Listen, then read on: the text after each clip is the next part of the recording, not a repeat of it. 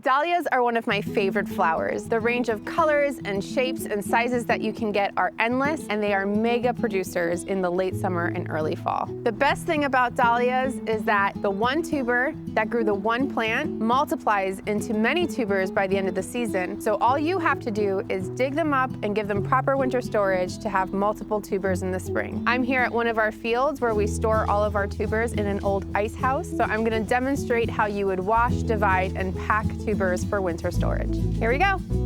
In the fall, about 2 weeks after the first killing frost, we dig up our tubers in clumps with the dirt still attached, which helps protect them from drying out until we're able to wash and divide in the winter.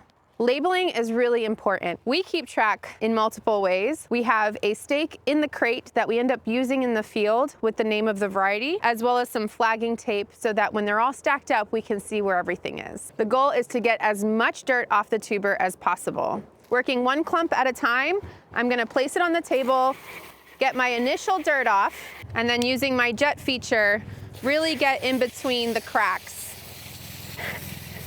This can be a very wet job to do in the winter, so we use insulated rubber gloves and aprons to keep us dry. Let's go inside to divide. Follow me into the ice house as we go underground where our tubers are being stored.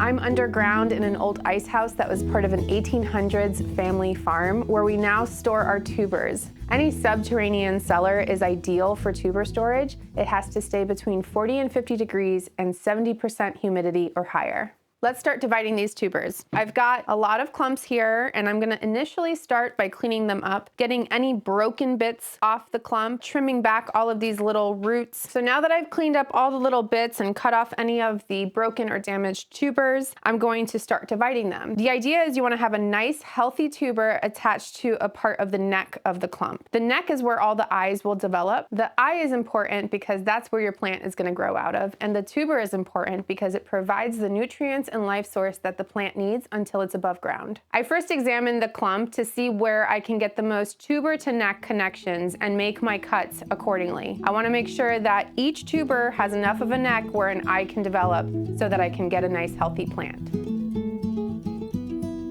So now that my tubers are divided, I'm going to pack them. I'm going to start by layering the crate in paper, doing a base layer of the medium, which in this case is vermiculite. You could also use peat moss or wood shavings. I'm going to give it a light mist to hydrate the vermiculite. I'm using a backpack sprayer, but if you don't have one, you could just use a spray bottle. And then add my tubers, add another layer of vermiculite, and then keep going like a lasagna. I'll be misting between each layer, rehydrating the medium as I go.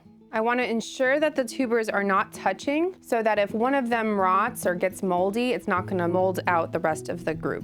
Good night, sweet tuber. See you in the spring. So now all my tubers are nicely tucked in and ready for their winter nap.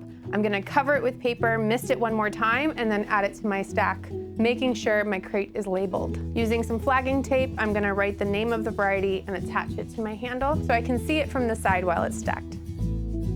If you want to try growing dahlias this year, we have our tubers available online and in store for pre-order, and then we ship them out when it's time to start planting. If you have any questions or different methods of storing tubers, leave it in the comments below, and make sure to like and subscribe for more growing tips.